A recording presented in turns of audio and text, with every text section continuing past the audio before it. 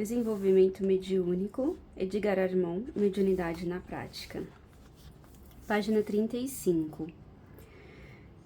Esse contato pode ser feito com as mãos ou, em maior área, com interpenetrações do perispírito, quando for muito baixa a sensibilidade do médium.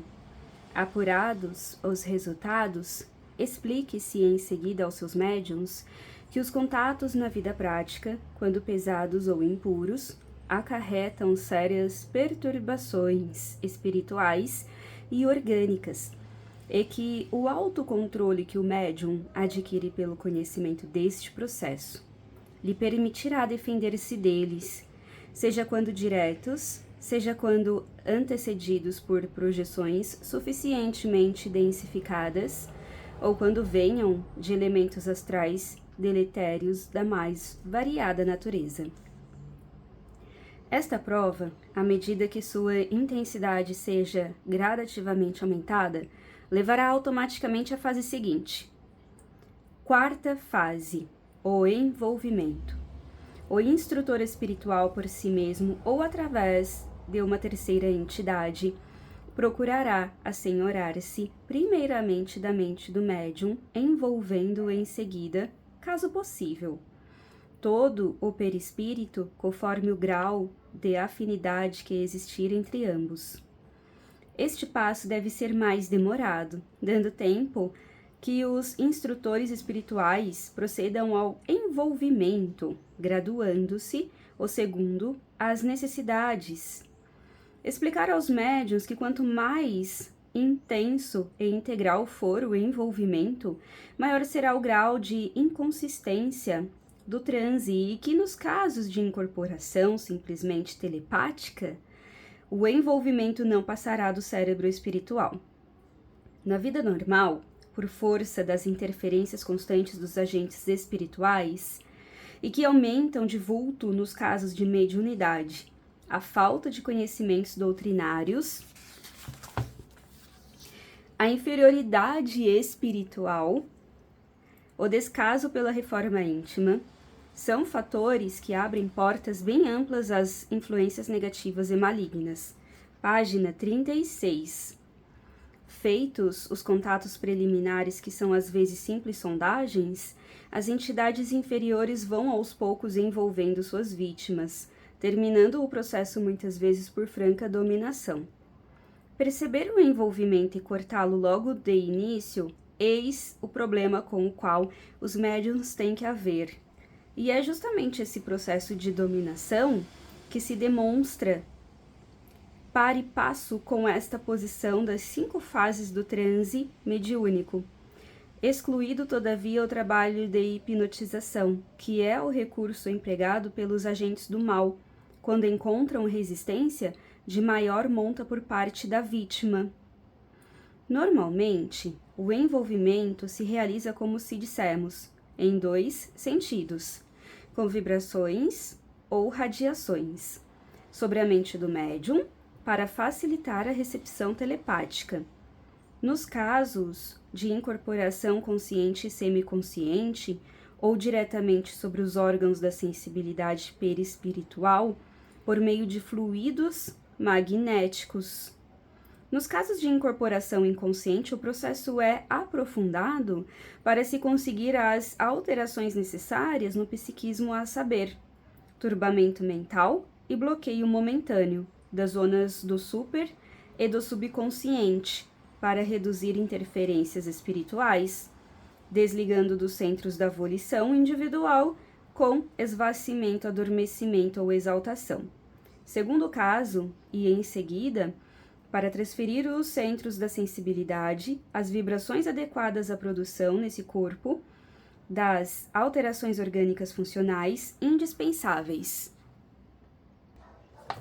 No dicionário espírita, turbar significa turvar, escurecer, tornar opaco, toldar, perturbar, inquietar.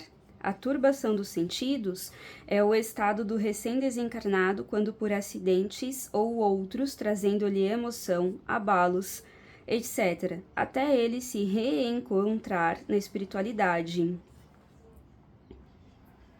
Volição, no dicionário espírita, quer dizer um impulso consciente que conduz a pessoa a realizar uma ação com vista a determinado fim. Ao mesmo tempo, e por força de todas estas interferências, a vibração perispiritual do espírito desencarnado se sobrepõe para adequar-se à do médium, estabelecendo-se então sintonia vibratória em todo o organismo. Somente depois de tudo isso é que é possível ao agente espiritual utilizar os órgãos da fonação do médium, faringe, laringe, cordas vocais, e movimentar músculos e nervos, contraindo-os ou distendendo-os para produzir sons, frases e falar como deseja.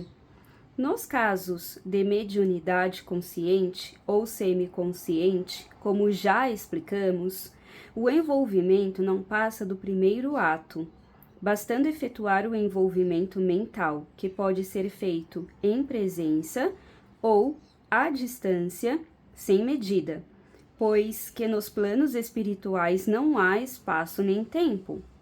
Nestas duas últimas formas citadas, a ação dos agentes espirituais é mais rápida, mais imediata e mais fácil, podendo eles prontamente transmitir mensagens, instruções de trabalho, advertências, inspirações, atitude a tomar em casos urgentes, imprevistos, etc.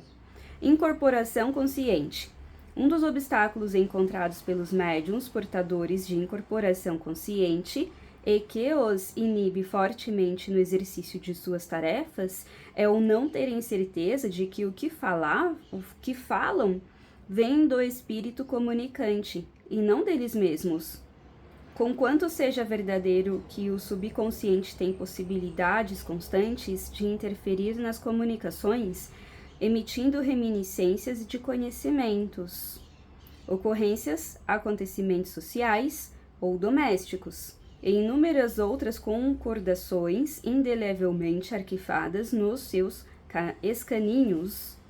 Também é verdade que suas interferências podem ser afastadas de forma segura, garantindo ao médium campo livre e para o recebimento das ideias, pensamentos ou palavras que vêm diretamente do espírito comunicante. No dicionário espírita, escaninhos quer dizer diminutivo de escano, banquinho, pequeno compartimento onde se esconde algo, esconderijo, um lugar oculto.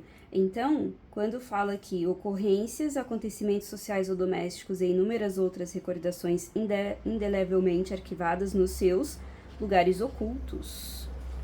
Para isso, procede-se da seguinte forma: ao receber as impressões telepáticas, ideias e pensamentos, peça-te confirmação, e se mesmo assim permanecerem as dúvidas, peça-se aos espíritos comunicantes que, ao invés de ondas telepáticas, que são as normalmente utilizadas nas comunicações, deem nova confirmação por meio de descargas fluídicas que, como já temos dito, variam para cada pessoa.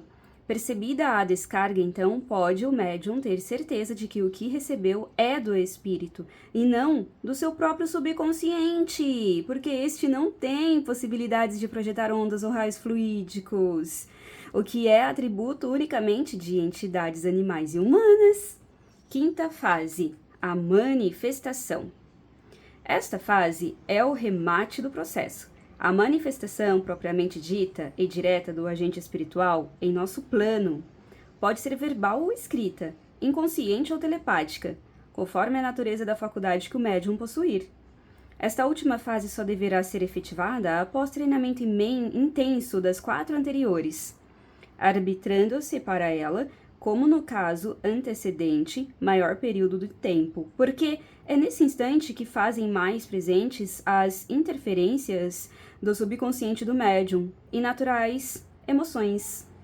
Sendo numerosa a turma de médiuns de incorporação nesta última fase, não se deve permitir que os médiuns falem, porque então haveria balbúrdia, mesmo que se estabelecesse a regra de cada um falar à sua vez. Tal coisa seria inútil, porque não haveria tempo suficiente para todos falarem, o que de certa forma prejudicaria o objetivo do processo, que é o exercitamento intensivo de todos, no menor tempo possível, exercitamento prático com oportunidades imediatas e constantes para todos. Caso haja alguma palavra que você não conhece, me deixe aqui no comentário que eu consulto o dicionário simplificado do Estudo Espírita com a resposta para você.